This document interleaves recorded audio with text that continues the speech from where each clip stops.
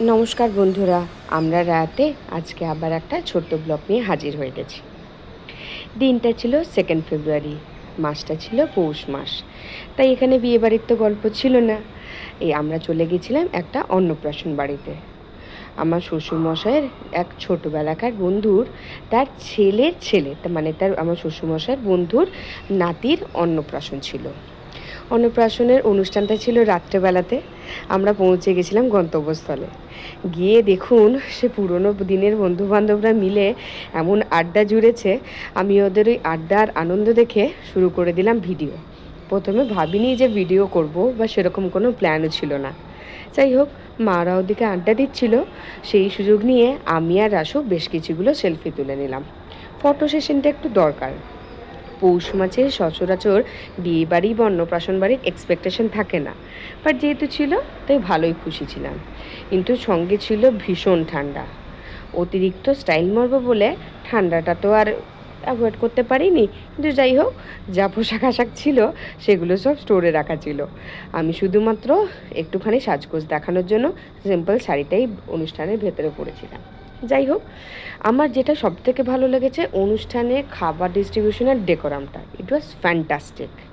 ওরা এখানে, যেহেতু এটা কোনো ক্যাটারিং প্রমোশন বা পেড প্রমোশন নয়, তাই আমি এখানে ক্যাটারারদের নাম বা তাদের কোনো ডিটেলিং মেনশন করলাম না।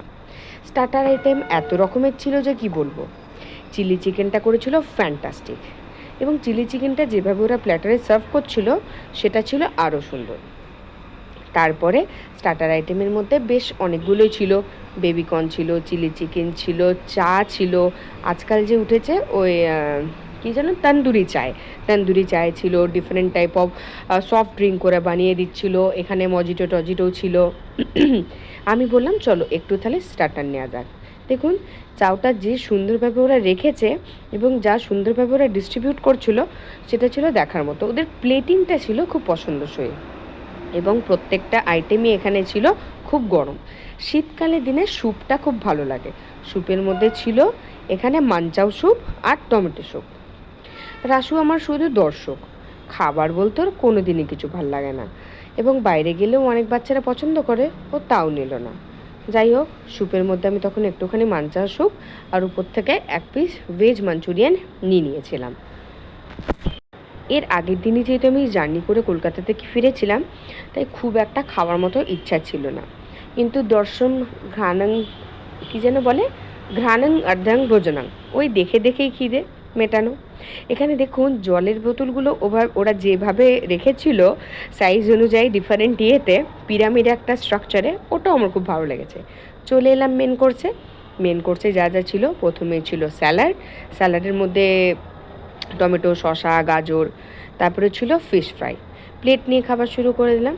তারপরে ছিল কাসুন্দি, যারা মানে ননভেজ খাবে না তাদের জন্য ছিল এখানে ভেজ বল টাইপ অফ।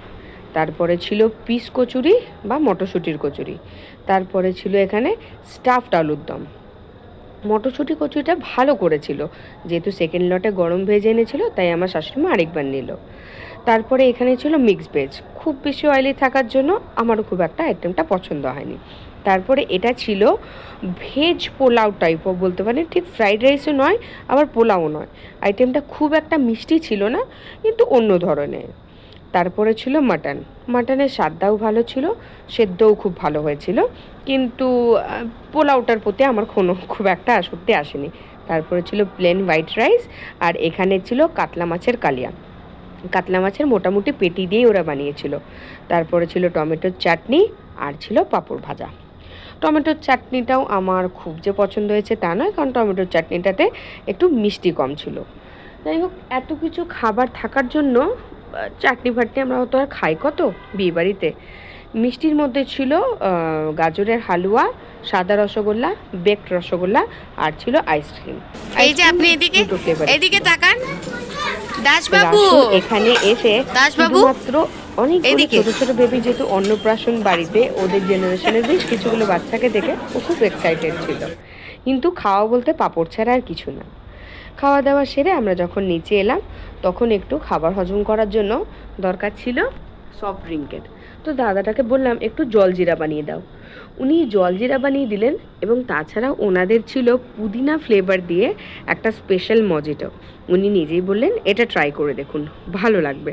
উনি বোধহয় বুঝতে পেরেছিলেন যে আমি ভিডিও বানাচ্ছি। তো যাই হোক, পুদিনা ফ্লেভার যেহেতু আমার খুব একটা ভালো লাগে না, উনি আমাকে বানিয়ে দিলে, আমি ওটা নিতে পারিনি, ওটা মাই খেলো। আমি সিম্পল জলজিরাটা নিলাম এবং সবাইকে টাটা বাই বাই বলে গুড নাইট করে আমরা বেরোনোর পথে। ছোট্ট ব্লগ কেমন লাগলো জানাবেন। যদি ভালো লাগে তাহলে একটা লাইক কমেন্ট শেয়ার করবেন। যদি আরও ভালো লাগে আমার ইউটিউব চ্যানেল আমরা রায়াটাও সাবস্ক্রাইব করতে পারবেন। যেহেতু আজকাল একটু ডেলি ব্লগটা আমার কম শেয়ার করা হয়, please don't mind, please try to put more comments, যাতে আমি বুস্ট আপ হই এবং আর একটু ভালো ভালো ব্লগ শেয়ার করতে পারি। অনেক রাত হয়ে গেছিলো, তাই আর বেশি রাত না করে সবাইকে টাটা বলে গুড নাইট বলে আমরা বেরিয়ে পড়েছিলাম। শীতকালে রাত, বাইরে বেরোনোর পরে ছিল জমকালো ঠান্ডা। যাই হোক, বাই বাই, দেখা হবে পরের দিন আবার একটা ব্লগে। ভালো থাকবেন, সুস্থ থাকবেন।